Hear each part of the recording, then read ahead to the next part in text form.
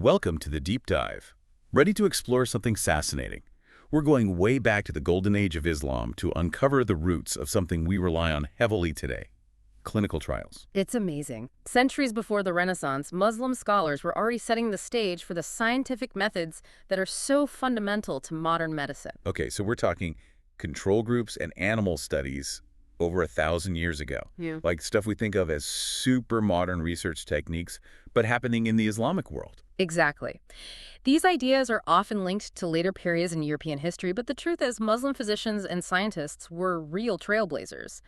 This legacy of theirs really highlights how Islam emphasizes the pursuit of knowledge.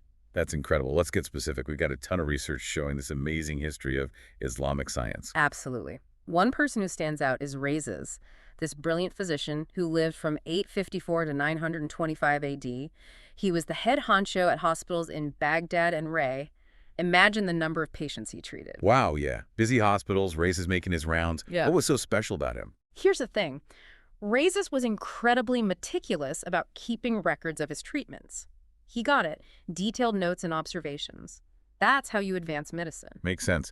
Going beyond individual cases, looking for trends, that's the heart of scientific inquiry. You got it. And Rhazes took it up a notch. He wasn't just observing. He was running experiments, testing his ideas rigorously. Ah, this is where the clinical trials come in. You know it. One clear example is his work on meningitis. He deliberately had a group who didn't receive any treatment, a control group, to compare with those getting his treatment. It's the classic controlled experiment. 9th century clinical trials. Mind-blowing. It really shows his commitment to knowing for sure if his treatments worked. He wanted hard evidence, not just stories and assumptions. I read he was also big on animal studies, which is interesting with all the ethical questions we have today. True. It's crucial to consider the context. While there are definitely complexities today, Rhazes' use of animal studies reflects a focus on keeping patients safe. Testing on animals first to minimize risks to humans. It's a forerunner to the rigorous safety checks we have in place today. Exactly. There's even more. Rhazes used a simple form of statistics in his work. Wait, stats in the 9th century? You're kidding. Nope. He kept careful track of outcomes for thousands of his patients. This let him see patterns, even estimate how often treatments didn't work. He knew medicine isn't about being absolutely certain, but more about probabilities and making informed decisions with the data you have. Way ahead of his time. No doubt. Rhazes perfectly embodies the spirit of scientific inquiry that was booming during the golden age of Islam. Observation, experimentation, and pushing knowledge forward for humanity, that was the driving force. It's inspiring to see how these scholars laid the groundwork for the medical advancements we enjoy today. Absolutely. And Rhazes is just one example. We've got plenty more groundbreaking figures to cover, each adding to this remarkable legacy of Islamic science. Can't wait to hear more. This deep dive is already shaping up to be fascinating. Who's next on our list of pioneers who changed medicine as we know it? So who's next in our lineup of Islamic medical pioneers? Let's talk about Avicenna, another giant in the history of medicine. Lived from 980 to 1037 AD. His work had a huge impact on how medical science developed for centuries. Avicenna, yeah, rings a bell. What made him so influential? He's most famous for this massive book, The Canon of Medicine. It was like the medical textbook for generations of doctors all over the world, a whole encyclopedia of knowledge, pulling from Greek, Persian, Indian, and Islamic traditions, of course. Whoa, a medical encyclopedia. That must have been a huge project. A true masterpiece. But what's really relevant to us today is Avicenna's insistence on critical thinking, not just blindly accepting what earlier scholars said. Even the big names, the superstars of their time. Even them. Avicenna believed knowledge had to be based on observation, reason, solid testing. He questioned even the most revered figures, like Galen, the ultimate medical authority back then. So he wasn't afraid to rock the boat a bit. Pretty bold for his era. It shows his independent mind, his dedication to finding the truth wherever it led. And that spirit of inquiry, that's the core of the scientific method. Avicenna really embodied that. Fascinating. How did that play out in his medical work? Well, one area where Avicenna really shines is pharmacology. He laid out 7 detailed rules for doing experiments on how strong drugs are, their potency. And these rules are incredibly smart, surprisingly similar to what we use in drug trials now. Examples? Sure. He emphasized using control groups to see the drug's effects in isolation, Also, testing drugs in opposite situations, like trying a fever reducer on someone with a fever and someone without. Crucial to see how effective a treatment really is. Makes total sense. Getting rid of variables, being sure you're measuring what you intend to. Exactly. Avicenna also got the importance of time. Some treatments might not have an instant effect. Patience and careful observation are key. True. It's easy to dismiss something if it doesn't work right away, but maybe it just needs time. And get this, Avicenna understood animal trials too. He saw their value, but warned that what you see in animals might not be exactly how it works in humans. Different bodies. He recognized the limits of animal models. Pretty advanced thinking. A real visionary. He grasped the complexity of living things. His ideas on drug testing were groundbreaking, laying the groundwork for modern pharmacology as we know it. Amazing how these early scholars tackled the same big questions we still wrestle with. Shows how the pursuit of scientific knowledge cuts across time and cultures. These folks were driven to understand the world and use that understanding to improve health. Their legacy is truly inspiring. So we've got Rhazes, the meticulous observer and experimenter, and Avicenna, this brilliant systematizer who set clear rules for drug testing. Seeing a trend here. Definitely. It's a pattern of intense curiosity, rigorous methods, and a deep commitment to advancing medical knowledge, all for the good of humanity. These scholars were grounded in their faith, seeing their scientific work as a way to better understand God's creation. Beautiful way to put it.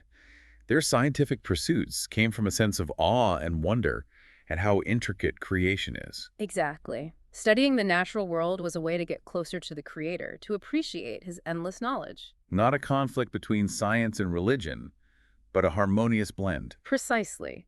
For these scholars, science was a form of worship, a way to show devotion and fulfill their duty to seek knowledge. It's a powerful reminder that faith and reason can not only coexist, they can actually enrich each other. And that the pursuit of knowledge is a noble thing, something Islam encourages and celebrates. Something important to remember, especially now, when there can feel like a gap between science and faith. Absolutely. These pioneers are role models for us all. They show us that we can be people of faith and people of science.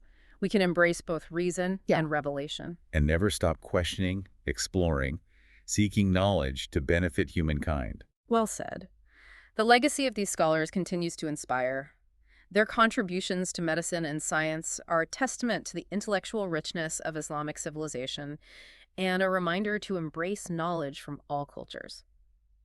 Let's move on to our next pioneer, who built upon this foundation of knowledge and innovation. It really makes you think. This level of scientific rigor, centuries ago, it kind of flips the script on how we usually think about the history of science. It does. We often picture scientific progress like it's this straight line with Europe leading the way.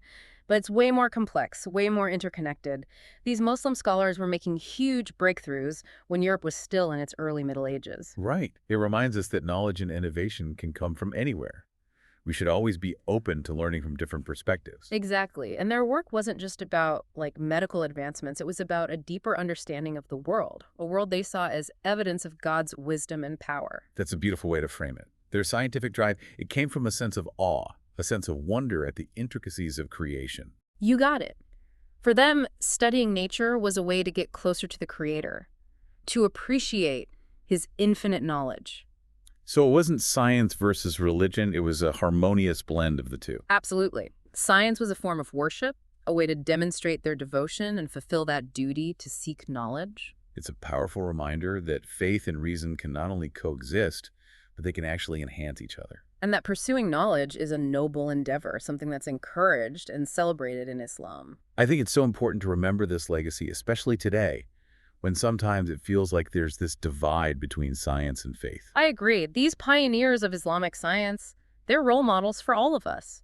They show us that we can be people of faith and people of science, embrace both reason and revelation. And never stop questioning, exploring, seeking knowledge for the good of everyone. Well said. The legacy of these scholars keeps inspiring us today.